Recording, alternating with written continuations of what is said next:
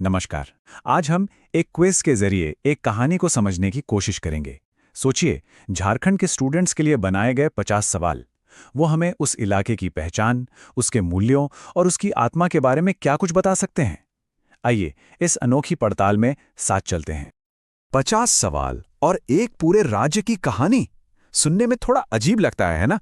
हम सब क्विज को सही गलत जवाबों का एक खेल ही तो समझते हैं।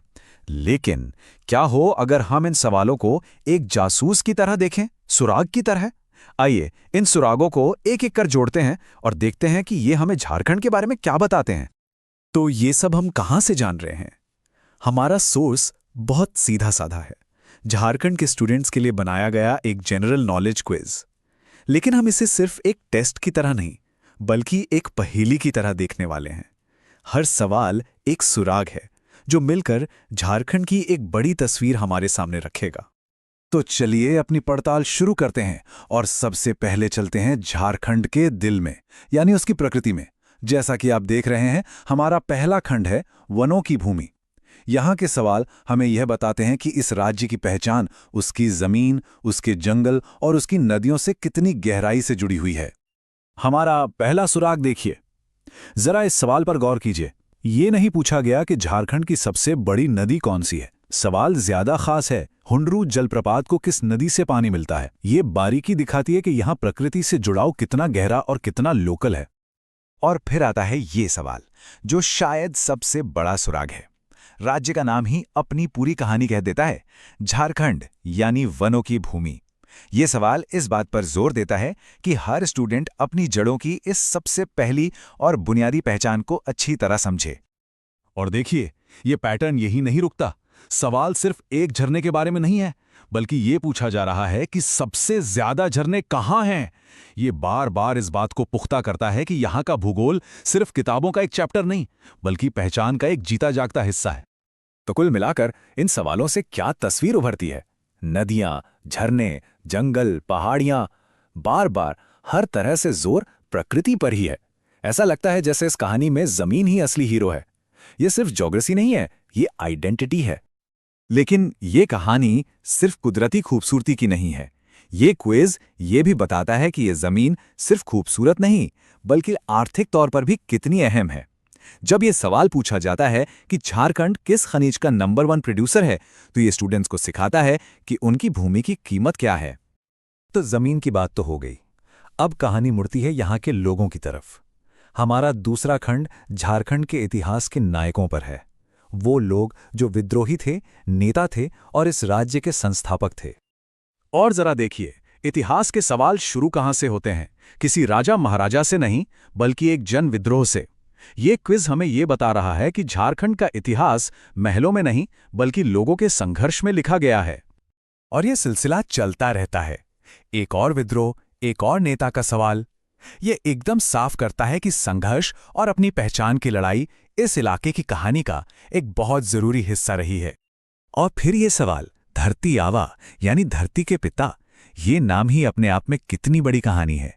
इससे पता चलता है कि इतिहास सिर्फ तारीखें और घटनाएं नहीं हैं, बल्कि ऐसे नायक हैं जिनसे आज भी प्रेरणा ली जाती है। तो इन सवालों को जब हम एक साथ रखते हैं तो एक पूरी टाइमलाइन बन जाती है। सोचिए, 9000 साल पुरानी गुफा चित्रकारी से कहानी शुरू होती है, फिर 19वीं सदी के विद्रोहों से गुजरती है और आखिर में एक नए और आधुनिक राज्य के बनने तक पहुंचती है। ये हजारों सालों के सफर की एक जबरदस्त कहानी है। चलिए अब जरा संस्कृति की गलियों में चलते हैं। हमारा तीसरा खंड है परंपराओं का ताना बाना। देखते हैं कि क्विज के सवाल झारखंड की कला, त्योहारों और रहन सहन के बारे में क्या बताते हैं। और यहां भी एक दिलचस्प बात देखिए, संस्कृति के सवालों की शुरुआत भी प्रकृति से ही हो रही है। फूलों का त्योहार किसे कहते हैं? ये एक बार फिर दिखाता है कि यहाँ की संस्कृति अपनी जमीन में कितनी गहरी रची बसी है। अगला सुराग और भी गहरा है। सवाल सिर्फ ये नहीं है कि खोवर कला क्या है, सवाल ये है कि कौन सी जनजाति इसके लिए जानी जाती है। मतलब स्टूडेंट से सिर्फ ऊपरी जानकारी नहीं, बल्कि गहरी सांस्कृतिक समझ की उम्मीद की जा रही है। या फिर डोकरा जैसे खास शब्द को लीजिए, क्विज में इसका भी जिक्र है। ये सिर्फ एक आर्ट फॉर्म नहीं है, ये मेटल क्राफ्ट की एक सदियों पुरानी परंपरा है। ऐसे सवाल ये पक्का करते हैं कि ये परंपराएं सिर्फ किताबों में बंद ना रह जाएं, बल्कि अगली पीढ़ी के जहन में भी जिंदा रहें। अब अगर हम इन सारे सांस्कृतिक सवालों को देखें तो एक पैटर्न साफ नजर आता है। त्योहार हैं, कला साहित्य है, भाषा भी है, लेकिन सबसे बड़ा हिस्सा करीब 30% सीधे सीधे जनजातीय पहचान से जुड़ा है। तो ये क्विज सिर्फ ज्ञान नहीं जांच रहा, ये असल में स्वदेशी पहचान को सेलिब्रेट कर रहा है। तो अब हम पहुंचते हैं अपनी पड़ताल के आखिरी हिस्से पर, आधुनिक झारखंड। ये खंड हमें बताता है कि परंपरा और तरक्की के बीच का संतुलन कैसा है। और ये सवाल हमें सीधे आज के झारखंड में ले आता है। भारत की स्टील सिटी, ये एक बिल्कुल अलग पहचान है ना? ये सवाल झारखंड की एक और पहचान को सामने रखता है, एक इंडस्ट्रियल पावर हाउस के तौर पर।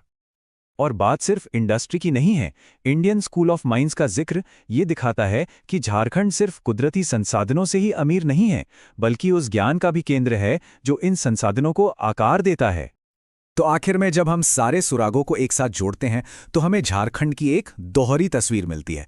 एक तरफ वनों की भूमि है, हजारों साल पुरानी कला है, और दूसरी तरफ स्टील सिटी और मॉडर्न तकनीकी संस्थान है। ये एक ऐसे राज्य की कहानी है जो अपनी जड़ों का भी सम्मान कर रहा है और भविष्य की तरफ भी कदम बढ़ा रहा है। तो आखिर में हम कह क्या सकते हैं? यही कि ये क्विज सिर्फ तथ्यों का कलेक्शन नहीं है, ये एक आईना है, एक कहानी है जो झारखंड खुद अपने बारे में अपनी आने वाली पीढ़ी को बताना चाहता है। ये अपनी पहचान को बताने और बनाने का एक तरीका है। और ये हमें एक बड़े सवाल पर लाकर छोड़ देता है। जरा सोचिए, अगर किसी भी इलाके के बारे में ऐसा ही कोई क्विज बनाया जाए तो वो क्या कहानी बताएगा? उसमें कौन से हीरो होंगे, कौन सी जगहें होंगी, कौन सी परंपराएं होंगी? सोचने वाली बात है ना?